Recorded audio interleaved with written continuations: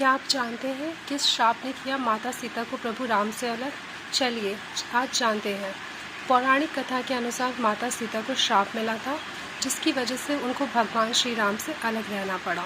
माता सीता बाल्यावस्था में अपनी सहेलियों के साथ बगीचे में खेल रही थी। वहीं बगीचे में एक तोते का जोड़ा पेड़ पर बैठा हुआ था।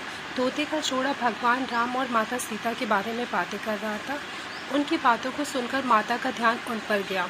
मादा तोता बोल रही थी कि अयोध्या के राजकुमार राम बहुत प्रतापी राजा होंगे और माता सीता का विवाह उनसे होगा। माता सीता को अपने बारे में और जानने की इच्छा हुई और उन्होंने सिपाहियों से कहकर दोनों पक्षियों को पकड़वा लिया। माता सीता ने उनसे पूछा कि भविष्य के बारे में इतना ज्ञान कहाँ से प्राप्त हुआ।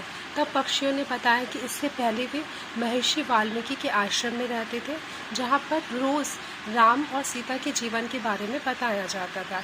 इस के बारे में हर चीज़ कंठस्थ याद हो गई है।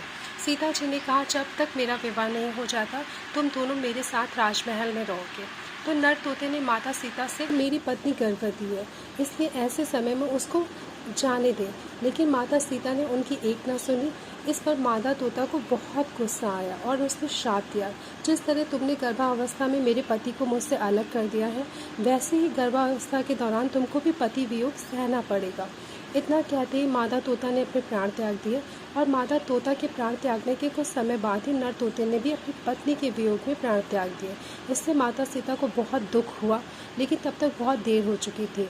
बताया जाता है कि अगले जन्म में तोता वही धोबी था जिसने माता सीता के चरित्र पर उंगली उठाई थी, जिसके बाद भगवान राम ने सीता को गर्भावस्था में त्याग कर दिया था। माता सीता महर्षि वाल्मीकि के आश्रम पहुँचे और वहाँ उन्होंने लव और कुश को जन्म दिया। इसी रोचक और मनोरंजक कहानियों को लाइक और सब्सक्राइब करिए।